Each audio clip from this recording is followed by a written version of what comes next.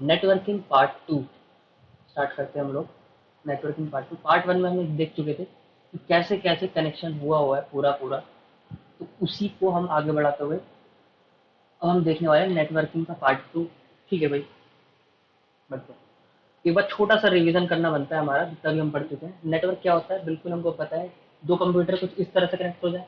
क्या सिर्फ कंप्यूटर नहीं, सिर्फ कंप्यूटर नहीं, दो कैसे भी डिवाइस जो आपस में इंफॉर्मेशन को और रिसोर्स को शेयर कर सके, वो क्या होंगे, कंप्यूटर में। नोड क्या होता है, किसी भी नेटवर्क में कोई भी डिवाइस को नोड बोलते हैं। Protocol, protocols are the rules through which communication occurs. Data transfer is पता है हमको, the the rate each with data transfer. Internet क्या होता है, it is a global network which connects each and every continent, country, जो आप बोल सको। ARPANET, this was the first network, not internet. This was the first network established by US Defense Agency. इतना लिख दो काम हो जाएगा। Interspace futuristic internet which contains features like 3D video calls and बस इतना लिख दोगे काफी है। आईपी एड्रेस, आईपी एड्रेस क्या होता है, it is the address of any website, data और एनीथिंग। ये आपका रेडिस। सर्वर क्या होता है, server is just a computer which is use to serve the data. DNS is domain name server. What is domain name server? It is just a server which is used to serve the data by which, किसके through, मतलब it is a server which is used to serve the data। ये तो server ही हो गया, but which links name and their related IP address। Okay, optical fibre cable हमको पता है क्या होती है। These are the super fast signal carrying fibre cable. ठीक है, डेफिनेशन वगैरह जो भी है एक PDF दूंगा, वो वहीं से कर लेना, अभी बस सुनना है। ठीक है, तो लास्ट क्लास में हमने ये भी देखा था कि, लास्ट क्लास में यार अभी, कि कैसे कैसे कनेक्टेड हो रखी है सब कुछ, है ना। और ये एक्स्ट्रा नॉलेज दी थी मैंने आपको एक, कि 1816 में स्विस कनाल खुली, सबसे कितना प्रॉफिट हुआ इंडिया को, ना इंडिया को नहीं और भी कंट्री को। तो ये बात है। और हमने देखा कैसे कैसे कनेक्शन हो रखा होता है। ठीक है, अब देखो एक छोटा सा वीडियो, पहले वो देख लेते हैं हम लोग, फिर आगे बढ़ते हैं। तो ये देखो, पूरी ऑप्टिकल फाइबर के केबल के थ्रू पूरी धरती कनेक्ट हो रही है पूरी। ये पावर है ऑप्टिकल फाइबर केबल की। ठीक है, और ऑप्टिकल फाइबर केबल का और भी कई जगह इस्तेमाल होता है।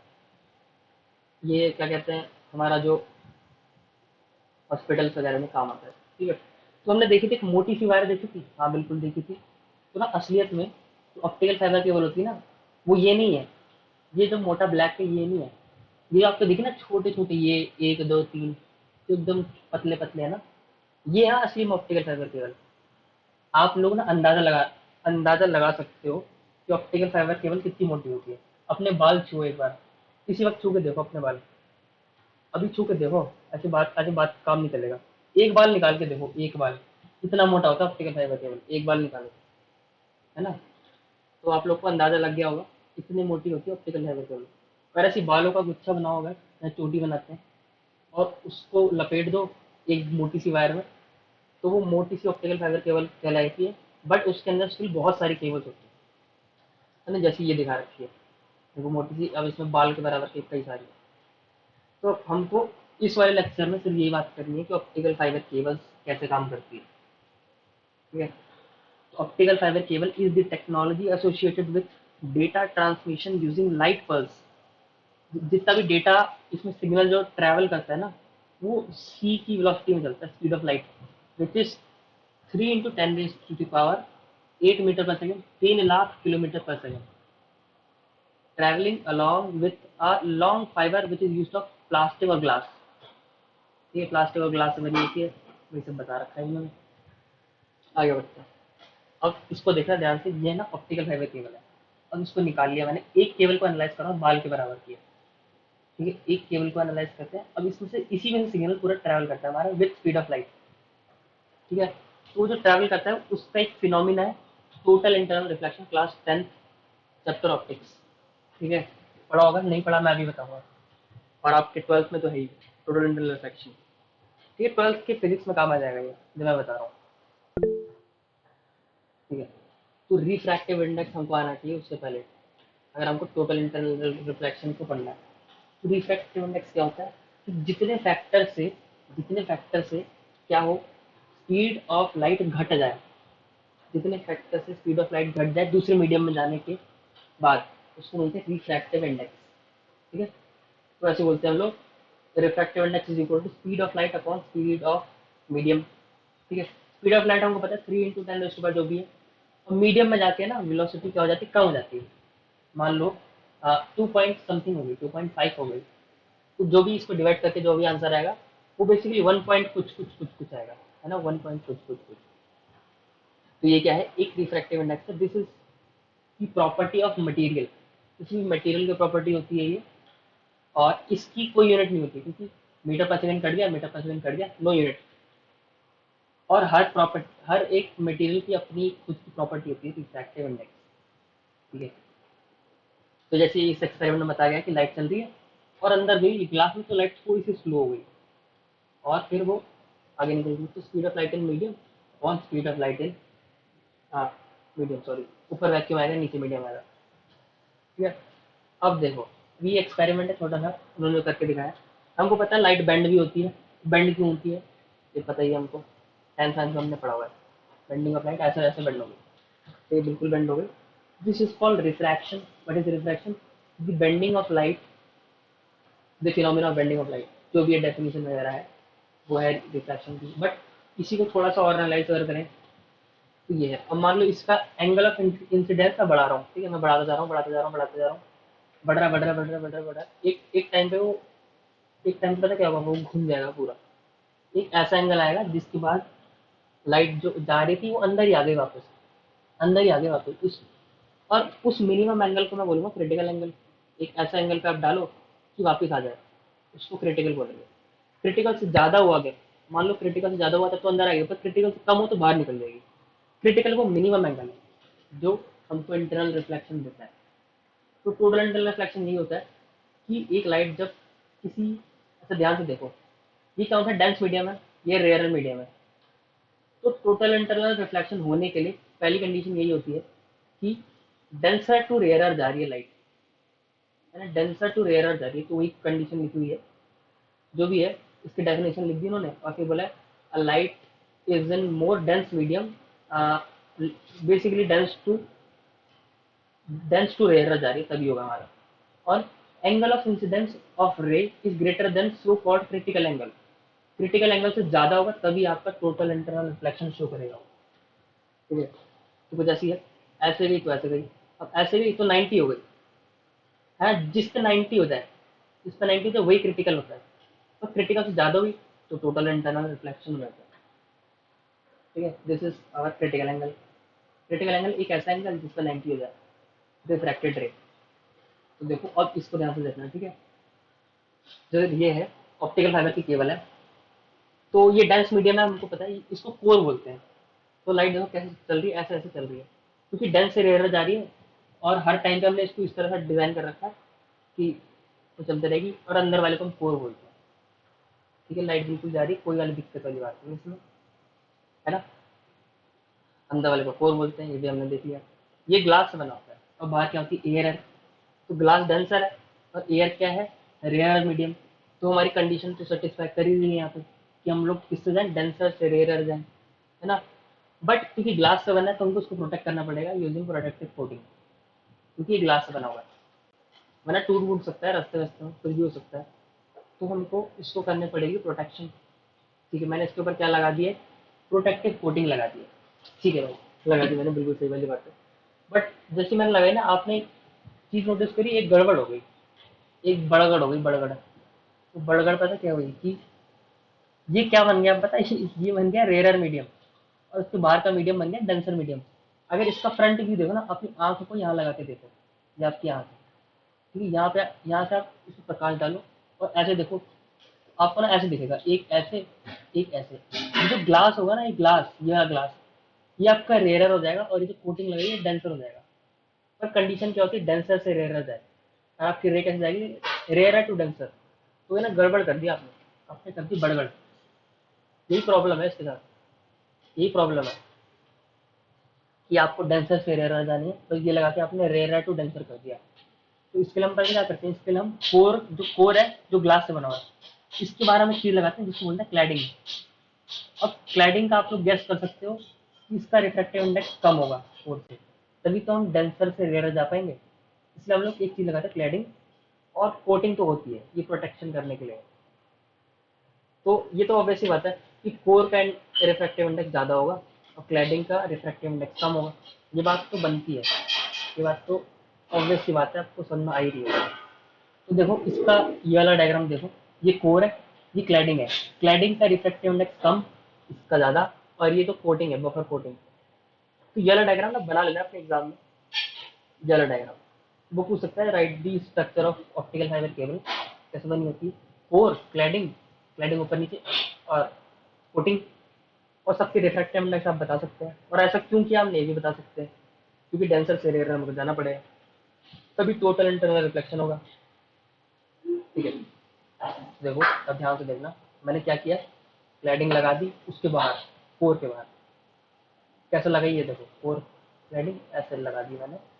अब इसके अंदर से लाइट आराम से ट्रैवल कर सकती है, टोटल इंटरनल रिफ्लेक्शन, और उसके बाद मैंने लगा दी कोटिंग, है ना। ध्यान से देखो ऐसे हो चुका है काम। अब इससे गुच्छे बनेंगे बहुत सारे, ये तो एक केबल बनी, ऐसी देखो करोड़ों, बहुत सारी लग गई है, और इसके थ्रू ट्रैवल होगा सिग्नल, क्योंकि ये बहुत मोटी मोटी है, और ये ट्रैवल होगा और ये पहुंच जाएगा जहाँ पे इसको पहुंचना होता है। ठीक है, अब ये जाएगा एम्पलीफायर के बाद भी जाते हैं, ये ना ट्रैवल होकर एम्पलीफायर पे जाते हैं। Amplifier means to amplify, amplifier, fire का मतलब होता है कि एम्पलीफाई करे, मतलब कि जब ट्रैवल करती है ना सिग्नल, तो सिग्नल डैम्प्ड ऑसिलेशन की तरह चलते हैं, ऐसे गए ऐसे गए ऐसे गए ऐसे गए ऐसे गए। और देखो डैम्प, इनकी स्ट्रेंथ कम हो रही है क्योंकि बहुत लंबा चल रहा है, थक वक गए हैं लोग, लॉसेस तो आती हैं रास्ते में। तो एम्पलीफायर का काम करता है इसको इसको फिर से ताकत कर देते हैं, ग्लूकॉन डी पिला दे, फिर से लो ताकत मिल गई, फिर चलो आगे, कम हो जाएंगे, फिर आगे एम्पलीफायर मिलेंगे, फिर और ताकत मिलेगी। एम्पलीफायर का काम इतना ही होता है। तो ट्रांसमिशन प्रॉब्लम वो पूछ सकता है एग्जाम में कि what are the problems in transmission of signals using optical fibre cable. तो एटीन्यूएशन हो जाता है, means loss of signal strength, strength थोड़ी कम हो सकती है जब हम लंबा ट्रैवल कर रहे हैं, और इसके कई सारे रीजन होते हैं लंबे ट्रैवल में। तो हमने सॉल्यूशन क्या निकाला, amplifier, use to amplify the signal. ठीक है, अब बात करते हैं प्रोटोकॉल्स की थोड़ी सी। तो ये तो ऑप्टिकल फाइबर केबल की होगी, टोटल इंटरनल रिफ्लेक्शन की बात होगी। प्रोटोकॉल्स की बात करें, प्रोटोकॉल बताया था, दीज आर द रूल्स, ये हमारे रूल्स हैं जिसके थ्रू कम्युनिकेशन अकर हो रहा होता है कम्युनिकेशन। तो रूल्स में कई सारे हैं, बहुत सारे रूल्स हैं, और हमारे जो कुछ स्टैंडर्ड जो रूल्स हैं वो हमको पता होने चाहिए। तो पहला रूल है HTTP, आपने देखा होगा कई वेबसाइट के आगे लिखा होता है HTTP, यानी कि हाइपर टेक्स्ट ट्रांसफर प्रोटोकॉल। ठीक है, तो देखो क्या बोला है, हाइपर टेक्स्ट को ट्रांसफर करने के रूल्स। तो संधि विच्छेद क्या है, हाइपर टेक्स्ट को ट्रांसफर करने के प्रोटोकॉल्स रूल्स। अभी हाइपर टेक्स्ट क्या होता है ये पता चल जाए मेरे को। जितने भी टेक्स्ट जो HTML में लिखे जाते हैं ना, HTML नाम की लैंग्वेज से, उसको बोलते हैं हाइपर टेक्स्ट। तो इस बेसिकली HTML का ट्रांसफर करना के क्या रूल्स होंगे इसको बोलेंगे। अब HTML क्या होती है, बेसिकली वेबसाइट होती है, HTML मतलब वेबसाइट, वेबसाइट का ट्रांसफर करना, उनके रूल्स को क्या बोलते हैं, HTTP। तो आपने देखा होगा हर वेबसाइट के आगे लिखा होता है HTTP, है ना, हर वेबसाइट के आगे लिखा होता है HTTP। तो यही है। हाइपर टेक्स्ट क्या होता है, एक ऐसा टेक्स्ट जो लिखा होता है HTML में। और HTTP की फुल फॉर्म क्या होती है, हाइपर टेक्स्ट ट्रांसफर प्रोटोकॉल, इसकी फुल फॉर्म एग्जाम्स में आती है।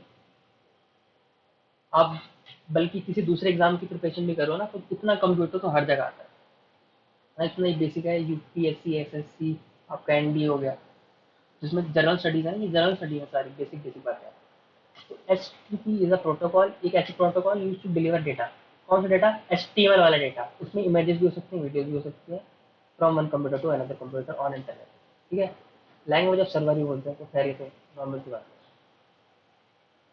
तो सर यही फीचर है इसका, use to visit website, website के लिए इस्तेमाल होती है क्योंकि हम हाइपर टेक्स्ट को ट्रांसफर कर रहे हैं।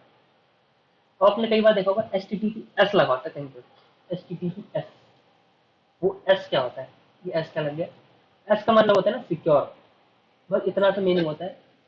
S mean secure. अब मान लो ये है आपका कंप्यूटर, ये है मेरा कंप्यूटर, आप मेरे को अपनी वेबसाइट भेज रहे हो, ठीक है, आप भेज रहे हो, और बीच में कोई बंदा ना इस वेबसाइट को चुरा सकता है, क्योंकि आप तो नॉर्मल हवा में भेज रहे हो, आप ऑप्टिकल फाइबर में भेज रहे हो, तो ना ऐसे वो लोग झमेला कर सकते हैं, कुछ ना कुछ कर सकते हैं वो लोग। तो जैसे कि मान लो कि आपको कि आपको आप अपने डेटा के थ्रू भेज रहे हो, तो डेटा में सिम कार्ड होता है, सिम कार्ड के थ्रू आपको टावर से तो कनेक्ट होना ही पड़ेगा। और जब आपका वेबसाइट उड़ के जा रही है टावर के पास, तो मैं बीच में उड़ा सकता हूँ उसको, तो इतनी ताकत तो है, क्योंकि ऑप्टिकल फाइबर के थ्रू मैं नहीं कर सकता कुछ। मैं बीच में तो उड़ा सकता हूँ जब आप हवा में हो, तो वो ना सिक्योर नहीं माना जाता इस चीज़ को। हैकर कर सकते हैं आराम से, बहुत आराम से हो जाती है सारी चीज़ें। तो इसलिए हमने क्या किया ना, ताला लगा दिया। हमने बोला जब हम हवा में अपना डेटा भेज रहे होंगे ना टावर के थ्रू भी, तब ना इसको एन्क्रिप्ट कर देंगे। मतलब आपकी वेबसाइट पे अगर कुछ लिखा है, मान लो hi Ritika, this is Jayant, nice to talk to you. मान लो ये वेबसाइट है, ये मैं आपकी वेबसाइट पे ये भेज रहा हूँ, hi Ritika how are you, nice to talk to you. अब मान लो कोई बीच में हैकर आ गया, उसने क्या किया, मेरे को हैक कर लिया, और उसने देख लिया भाई ये बंदा इसको मैसेज कर रहा है, अच्छा मैसेज कर रहा है, तो मैं सिक्योर नहीं हूँ। पर जब ऐसा आएगा ना, तो ये जो मैसेज होगा कन्वर्ट हो जाएगा किसी और में।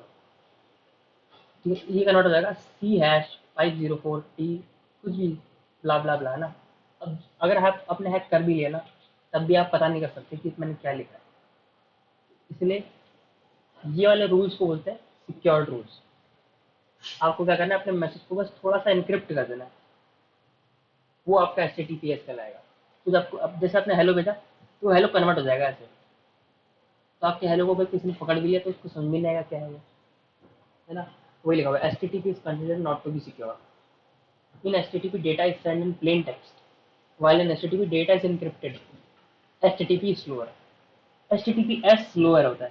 स्लो क्यों होता है, क्योंकि वही वो कन्वर्ट करता है ना, थोड़ा टाइम तो लगेगा कन्वर्ट करने में भी, सिक्योर करने में थोड़ा टाइम लगेगा, क्योंकि कन्वर्ट करना है मेरे को, इसलिए थोड़ा सा स्लो होता है HTTPS। अब किसी वेबसाइट को HTTP से HTTPS तक पहुंचना है ना, तो एक सर्टिफिकेट लेना पड़ता है, SSL certificate, secure socket layer certificate. Basically normal एक सर्टिफिकेट होता है जो बोलता है कि आपकी वेबसाइट सिक्योर्ड है। आपने देखा हो कई वेबसाइट ना ऐसे बनी होती है, अगर आपने देखा हो तारा बना होता है यहाँ पे ऐसे, और HTTPS लिखा होता है। आप यूजली वहीं पे अपना सारा काम करें।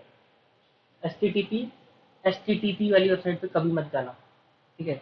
और अपनी डेटा तो कभी दे भी मत जाना गलती से वहाँ पे, बिल्कुल भी सिक्योर नहीं, कोई भी हैक कर सकता है। तो इससे ताले वाली वेबसाइट पे ही जाना। ये अवेयरनेस की बात भी है थोड़ी सी, बहुत आराम से हैक हो सकते हैं HTTP वाले, तो बिल्कुल सिक्योर नहीं होती। फाइल ट्रांसफर प्रोटोकॉल, ये कुछ नहीं है यार, बेसिकली एक कंप्यूटर से दूसरे कंप्यूटर में आपको इंटरनेट के थ्रू फाइल को भेजना है। मान लो PDF भेजनी है या कोई वीडियो भेजनी है, तो कौन से रूल्स फॉलो होंगे, वो आपकी फाइल ट्रांसफर प्रोटोकॉल, बस उसके बारे में लिखा हुआ है। डाउनलोड अपलोड कर सकते हैं, ब्ला ब्ला ब्ला, जैसे यूट्यूब है, यूट्यूब में अपलोड करते हैं, डाउनलोड कर लेते हैं, तो वो फाइल ट्रांसफर प्रोटोकॉल का यूज़ करता है। ठीक है, तो this was the end of networking 2 basics.